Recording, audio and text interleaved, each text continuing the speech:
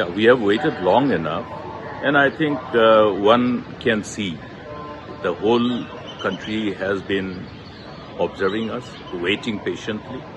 There was a collective intent to have single candidate from the India bloc to ensure that we put our strength collectively and aggregate our strength.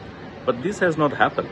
Now, if Congress today says that TMC has not waited and gone ahead with the announcement of all the 42 candidates in West Bengal, I think they should be reminded of the fact that the Congress is probably not grounded with what is on the ground zero. There's a complete delink from the ground reality. Is it not a fact that they have already gone ahead and announced their candidature in respect of Meghalaya? Meghalaya, there are 2 seats. Out of the 2, Congress has already gone ahead and then announced their seats, announced their candidates.